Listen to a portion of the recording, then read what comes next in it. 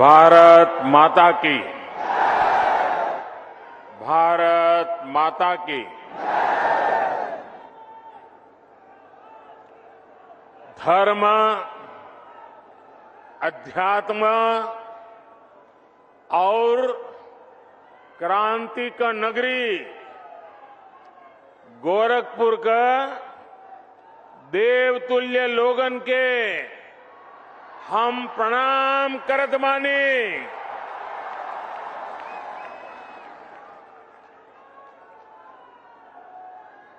परमहंस योगानंद महायोगी गोरखनाथ जी, वंदनीय हनुमान प्रसाद पोद्दार जी और महाबलिदानी पंडित राम प्रसाद बिस्मल का ये पावन धरती का कोटि कोटि नमन।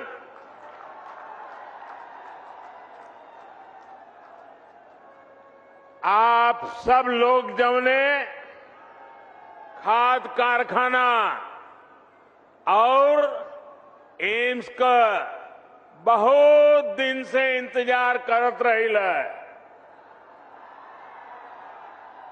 आज वो घड़ी आ गईल बा।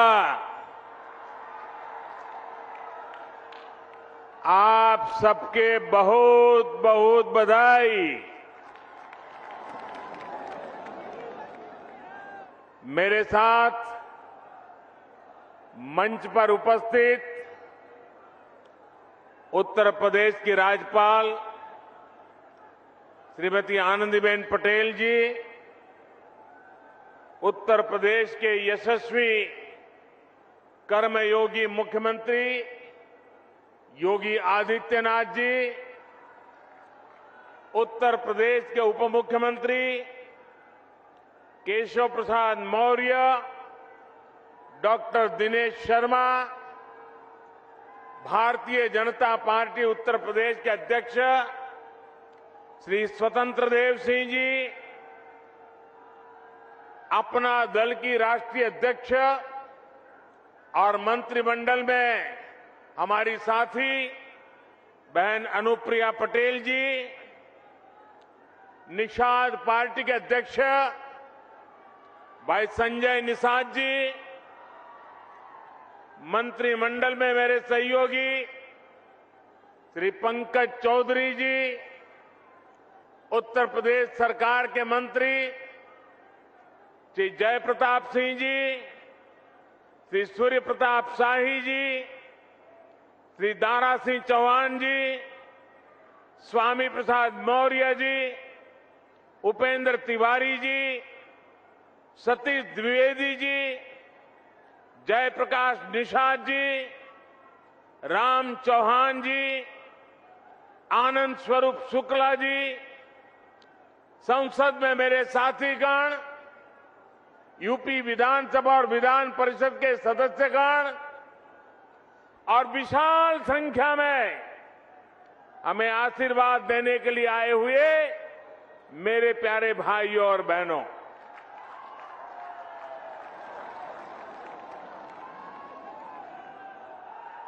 जब मैं मंच पे आया तो मैं सोच रहा था ये भीड़ है, वो यहां नजर भी नहीं पहुंच रही।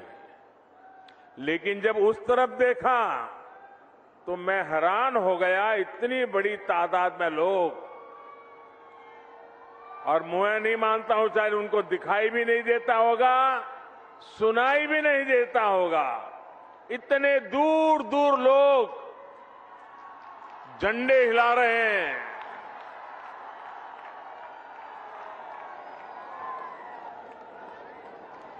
ये आपका प्यार, ये आपके आशीर्वाद हमें आपके लिए दिन रात काम करने की प्रेरणा देते हैं, ऊर्जा देते हैं, ताकत देते हैं। 5 साल पहले मैं यहां एम्स और खाद कारखाने का शिलान्यास करने आया था। आज इन दोनों का एक साथ लोकार्पण करने का सौभाग्य भी आपने मुझे ही दिया है।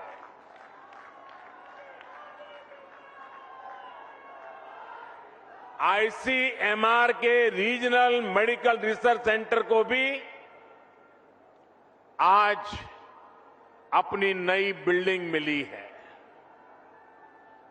मैं यूपी के लोगों को बहुत बहुत बधाई देता हूं।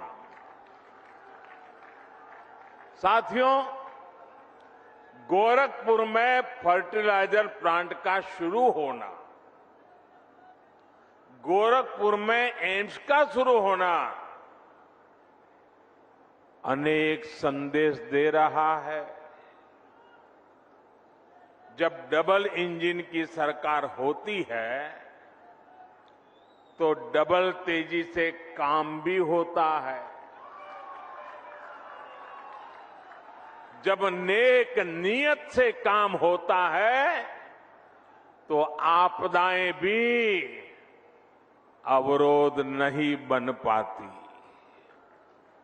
जब गरीब, शोषित, वंचित की चिंता करने वाली सरकार होती है तो वो परिश्रम भी करती है, परिणाम भी ला करके दिखाती है।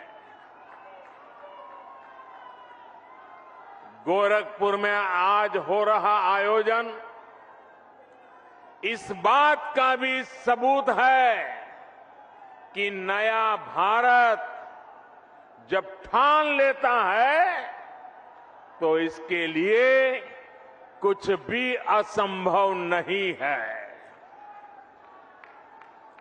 साथियों, जब 2014 में आपने मुझे सेवा का अवसर दिया था तो उस समय देश में फर्टिलाइजर सेक्टर बहुत बुरी स्थिति में था।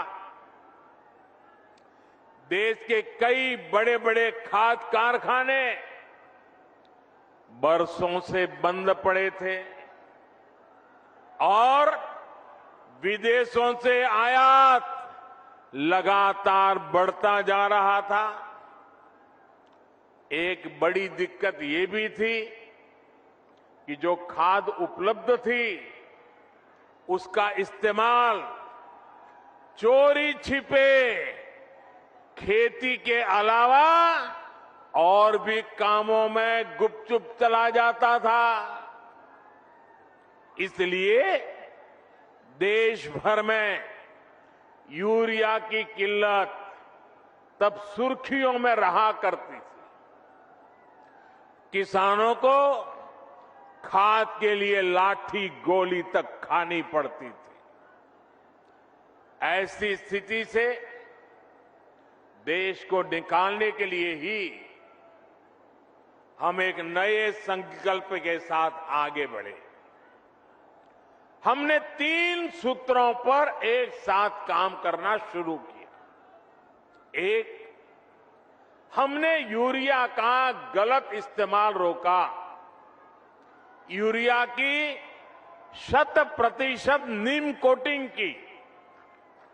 दूसरा, हमने करोड़ों किसानों को सॉयल हेल्थ कार्ड दिए ताकि उन्हें पता चल सके कि उनके खेत को किस तरह की खाद की जरूरत है। और तीसरा, हमने यूरिया के उत्पादन को बढ़ाने पर जोर दिया। बंद पड़े फर्टिलाइजर प्लांट्स को फिर से खोलने पर हमने ताकत लगाई।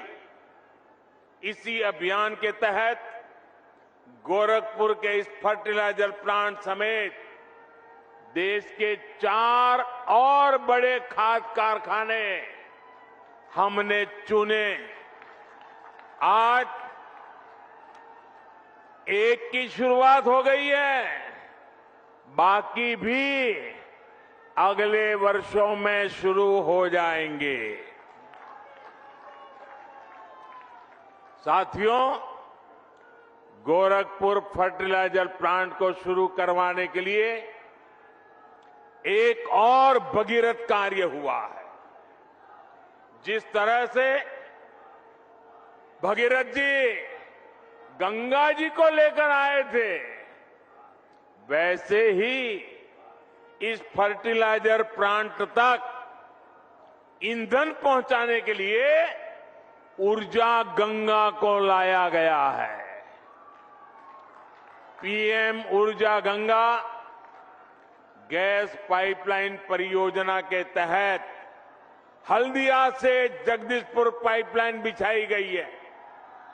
इस पाइपलाइन की वजह से गोरखपुर फर्टिलाइजर प्लांट तो शुरू हुआ ही है, पूर्वी भारत के दर्जनों जिलों में पाइप से सस्ती गैस भी मिलने लगी है।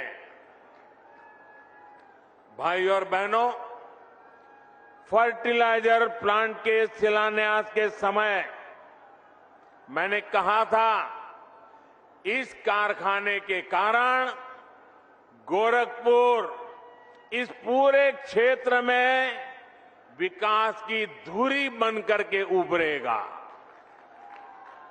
आज मैं इसे सच होते देख रहा हूं।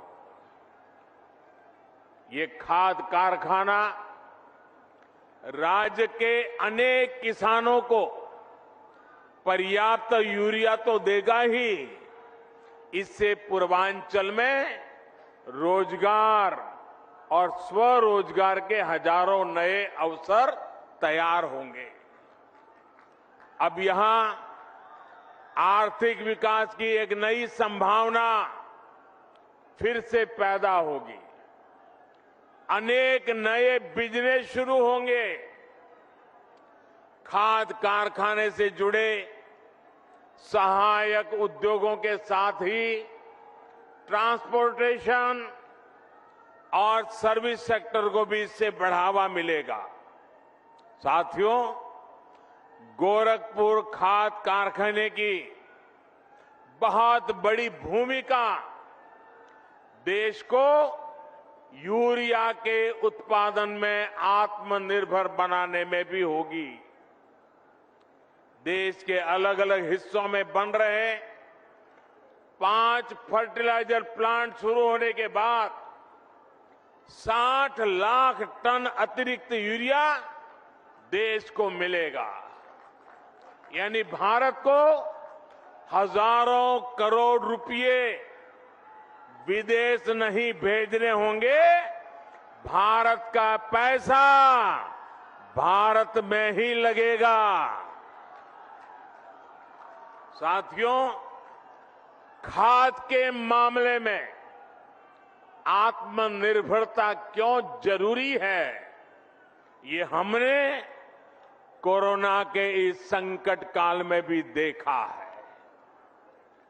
कोरोना से दुनिया भर ने लॉकडाउन लगे, एक देश से दूसरे देश में आवाजाही रुक गई, सप्लाई चेन टूट गई। इससे अंतर्राष्ट्रीय स्तर पर खाद की कीमतें बहुत ज्यादा बढ़ गई। लेकिन किसानों के लिए समर्पित और संवेदनशील हमारी सरकार ने ये सुनिश्चित किया कि दुनिया में फर्टिलाइजर के दाम भले बढ़े, बहुत बढ़ गए, लेकिन वो बोझ हम किसानों की तरफ नहीं जाने देंगे। किसानों को कम से कम परेशानी हो, इसकी हमने जिम्मेवारी ली। आप हैरान हो जाएंगे सुनकर के भाइयों बहनों, इसी साल एनपीके फर्टिलाइजर के लिए दुनिया में दाम बढ़ने के कारण 43,000 करोड़ रुपए से ज्यादा सब्सिडी हमें किसानों के लिए बढ़ाना आवश्यक हुआ और हमने किया। यूरिया के लिए भी सब्सिडी में हमारी सरकार ने 33,000 करोड़ रुपयों की वृद्धि की। क्यों? कि दुनिया में दाम बढ़े, उसका बोझ हमारे किसानों पर न जाए। अंतर्राष्ट्रीय बाजार में जहां यूरिया 60-65 रुपये प्रति किलो बिक रहा है, वहीं भारत में किसानों को यूरिया 10 से 12 गुना सस्ता देने का प्रयास है। भाई और बहनों, आज खाने के तेल को आयात करने के लिए भी भारत हर साल हजारों करोड़ रुपए विदेश भेजता है।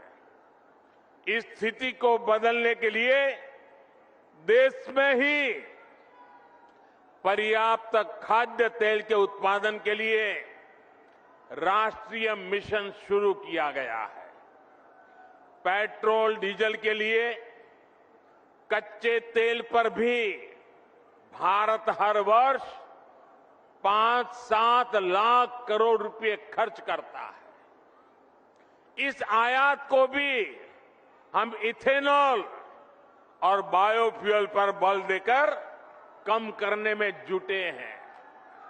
पूर्वांचल का एक क्षेत्र तो गन्ना किसानों का गढ़ है।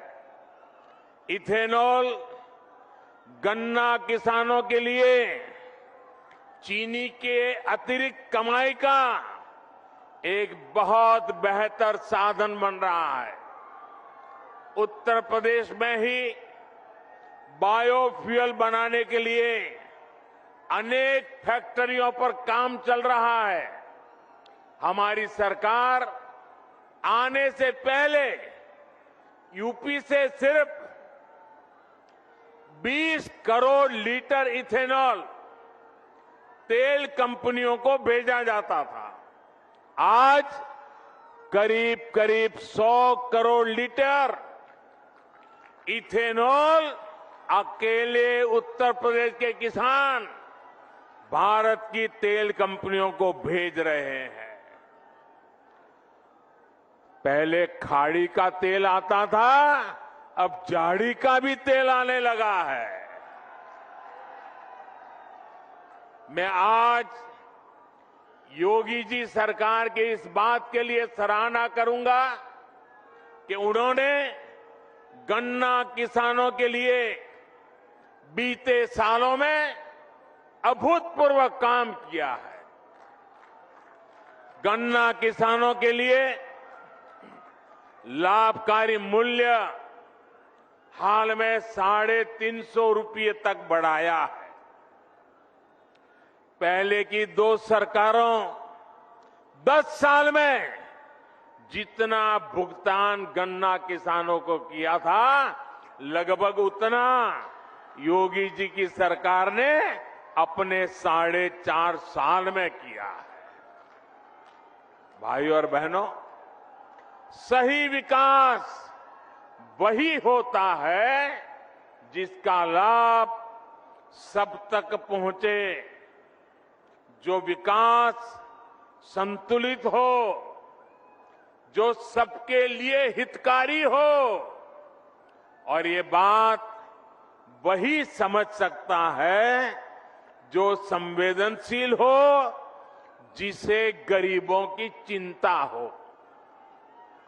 लंबे समय से गोरखपुर सहित ये बहुत बड़ा क्षेत्र सिर्फ एक मेडिकल कॉलेज के भरोसे चल रहा था। यहां के गरीब और मध्यम वर्गीय परिवार को इलाज के लिए बनारस या लखनऊ जाना पड़ता था। 5 साल पहले तक दिमागी बुखार की इस क्षेत्र में क्या स्थिति थी, ये मुझसे ज्यादा आप लोग जानते हैं। यहां मेडिकल कॉलेज में भी जो रिसर्च सेंटर चलता था, उसकी अपनी बिल्डिंग तक नहीं थी।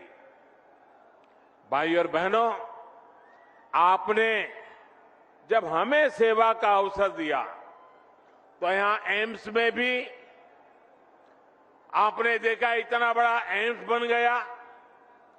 इतना ही नहीं, रिसर्च सेंटर की अपनी बिल्डिंग भी तैयार है। जब मैं एम्स का शिलान्यास करने आया था तब भी मैंने कहा था कि हम दिमागी बुखार से इस क्षेत्र को राहत दिलाने के लिए पूरी मेहनत करेंगे। हमने दिमागी बुखार फैलाने की वजह को दूर करने पर भी काम किया और इसके उपचार भी। आज वो मेहनत जमीन पर दिख रही है। आज गोरखपुर और बस्ती डिवीजन के 7 जिलों में दिमागी बुखार के मामले लगभग 90% तक कम हो चुके हैं। जो बच्चे बीमार होते भी हैं, उनमें से ज्यादा का जीवन बचा पाने में हमें सफलता मिल रही है। योगी सरकार ने इस क्षेत्र में जो काम किया है, उसकी चर्चा अब अंतर्राष्ट्रीय स्तर पर भी हो रही है। एम्स और आईसीएमआर रिसर्च सेंटर बनने से अब इंसेफ्लाइटिस से मुक्ति के अभियान को और मजबूती मिलेगी। इससे दूसरी संक्रामक बीमारियां, महामारियों के बीच उसके बचाव में भी यूपी को बहुत मदद मिलेगी। भाइयों और बहनों, किसी भी देश को आगे बढ़ने के लिए बहुत आवश्यक है कि उसकी स्वास्थ्य सेवाएं सस्ती हो, सर्वसुलभ हो, सबकी पहुंच में हो। वरना मैंने भी इलाज के लोगों को एक शहर से दूसरे शहर तक चक्कर लगाते, अपनी जमीन गिरवी रखते, दूसरों से पैसों की उधारी लेते हमने भी बहुत देखा है। मैं देश के हर गरीब, दलित, पीड़ित, शोषित, वंचित, चाहे वो किसी भी वर्ग का हो, किसी भी क्षेत्र में रहता हो, इस स्थिति से बाहर निकालने के लिए जी जान से जुटा हूं।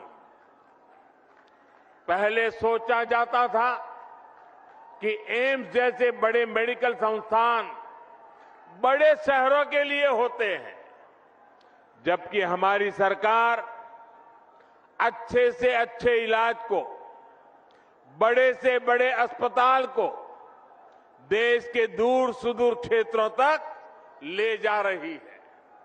आप कल्पना कर सकते हैं, आजादी के बाद से इस सदी की शुरुआत तक देश में सिर्फ एक एम्स था, एक।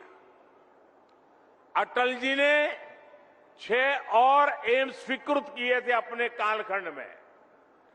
बीते 7 वर्षों में 16 नए एम्स बनाने पर देश भर में काम चल रहा है।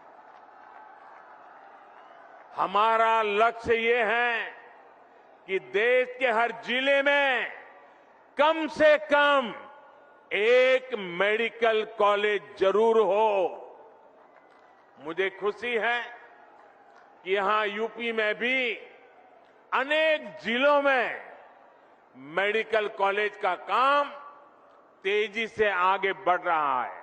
और अभी योगी जी पूरा वर्णन कर रहे थे कहां मेडिकल कॉलेज का काम हुआ है। हाल में ही यूपी के 9 मेडिकल कॉलेज का एक साथ लोकार्पण करने का अवसर आपने मुझे भी दिया था। स्वास्थ्य को दी जा रही सर्वोच्च प्राथमिकता का ही नतीजा है कि यूपी लगभग 17 करोड़ टीके के पड़ाव पर पहुंच रहा है। भाइयों और बहनों, हमारे लिए 130 करोड़ से अधिक देशवासियों का स्वास्थ्य, सुविधा और समृद्धि सर्वोपरि है। विशेष रूप से हमारी माताओं, बहनों, बेटियों की सुविधा और स्वास्थ्य, जिस पर बहुत ही कम ध्यान दिया गया। बीते सालों में पक्के घर, शौचालय, जिसको आप लोग इज्जत घर कहते हैं, बिजली, गैस, पानी, पोषण, टीकाकरण, ऐसी अनेक सुविधाएं जो गरीब बहनों को मिली है, उसके परिणाम अब दिख रहे हैं। हाल में जो फैमिली हेल्थ सर्वे आया है, वो भी कई सकारात्मक संकेत देता है। देश में पहली बार महिलाओं की संख्या पुरुषों से अधिक हुई है। इसमें बेहतर स्वास्थ्य सुविधाओं की भी बड़ी भूमिका है। बीते 5-6 सालों में महिलाओं का जमीन और घर पर मालिकाना हक बढ़ा है और इसमें उत्तर प्रदेश टॉप के राज्यों में है। इसी प्रकार बैंक खाते और मोबाइल फोन के उपयोग में भी महिलाओं की संख्या में अभूतपूर्व वृद्धि दर्ज की गई है। साथियों, आज आपसे बात करते हुए मुझे पहले की सरकारों का दोहरा रवैया, जनता से उनकी बेरुखी भी बार बार याद आ रही है। मैं इसका जिक्र भी आपसे जरूर करना चाहता हूं। सब जानते थे कि गोरखपुर का फर्टिलाइजर प्लांट इस पूरे क्षेत्र के किसानों के लिए, यहां रोजगार के लिए कितना जरूरी था, लेकिन पहले की सरकारों ने इसे शुरू करवाने में कोई दिलचस्पी नहीं दिखाई। सब जानते थे कि गोरखपुर में एम्स की मांग बरसों से हो रही थी, लेकिन 2017 से पहले जो सरकार चला रहे थे, उन्होंने एम्स के लिए जमीन देने में हर तरह के बहाने बताए। मुझे याद है, जब बात आर्या पार की हो गई, तब बहुत बेमन से, बहुत मजबूरी में पहले की सरकार द्वारा गोरखपुर एम्स के लिए जमीन आवंटित की गई थी। साथियों, आज का ये कार्यक्रम उन लोगों को भी करारा जवाब दे रहा है जिन्हें टाइमिंग पर सवाल उठाने का बहुत शौक है। जब ऐसे प्रोजेक्ट पूरे होते हैं तो उनके पीछे बरसों की मेहनत होती है, दिन रात का परिश्रम होता है। ये लोग कभी इस बात को नहीं समझेंगे कि कोरोना के इस संकट काल में भी डबल इंजन की सरकार विकास में जुटी रही, उसने काम रुकने नहीं दिया।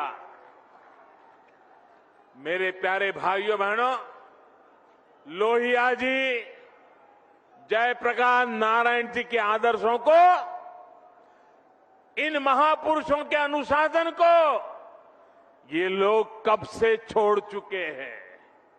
आज पूरा यूपी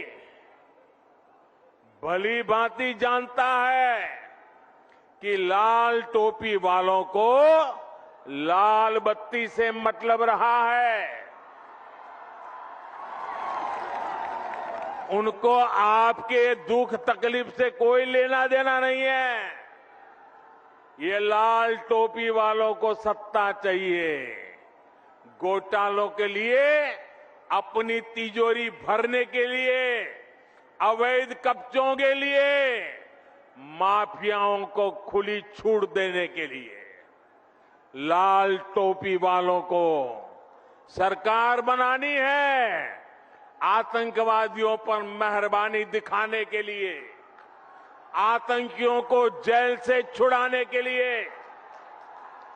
और इसलिए याद रखिए, लाल टोपी वाले यूपी के लिए रेड अलर्ट है, रेड अलर्ट, यानी खतरे की घंटी है। साथियों, यूपी का गन्ना किसान नहीं भूल सकता है कि योगी जी के पहले की जो सरकार थी, उसने कैसे गन्ना किसानों को पैसे के भुगतान में रुला दिया था। किस्तों में जो पैसा मिलता था, उसमें भी महीनों का अंतर होता था। उत्तर प्रदेश में चीनी मिलों को लेकर कैसे कैसे खेल होते थे, क्या क्या घोटाले किए जाते थे, इससे पूर्वांचल और पूरे यूपी के लोग अच्छी तरह परिचित है। साथियों, हमारी डबल इंजन की सरकार आपकी सेवा करने में जुटी है, आपका जीवन आसान बनाने में जुटी है। भाइयों बहनों, आपको विरासत में जो मुसीबतें मिली हैं, हम नहीं चाहते हैं कि आपको ऐसी मुसीबतें विरासत में आपके संतानों को देने की नौबत आए। हम ये बदलाव लाना चाहते हैं। पहले की सरकारों के वो दिन भी देश ने देखे हैं, जब अनाज होते हुए भी गरीबों को नहीं मिलता था। आज हमारी सरकार ने सरकारी गोदाम गरीबों के लिए खोल दिए हैं और योगी जी पूरी ताकत से हर घर अन्न पहुंचाने में जुटे हुए हैं। इसका लाभ यूपी के लगभग 15 करोड़ लोगों को हो रहा है। हाल ही में पीएम गरीब कल्याण अन्न योजना को होली से आगे तक के लिए बढ़ा दिया गया है। साथियों, पहले बिजली सप्लाई के मामले में यूपी के कुछ जिले वीआईपी थे, वीआईपी। योगी जी ने यूपी के हर जिले को आज वीआईपी बनाकर बिजली पहुंचाने का काम किया है। आज योगी जी की सरकार में हर गांव को बराबर और भरपूर बिजली मिल रही है। पहले की सरकारों ने अपराधियों को संरक्षण देकर यूपी का नाम बदनाम कर दिया था। आज माफिया जेल में है और निवेशक दिल खोलकर यूपी में निवेश कर रहे हैं। यही डबल इंजन का डबल विकास है। इसलिए डबल इंजन की सरकार पर यूपी को विश्वास है। आपका ये आशीर्वाद हमें मिलता रहेगा। इसी अपेक्षा के साथ एक बार फिर से आप सबको बहुत बहुत बधाई। मेरे साथ जोर से बोलिए, भारत माता की, भारत माता की, भारत माता की। बहुत बहुत धन्यवाद।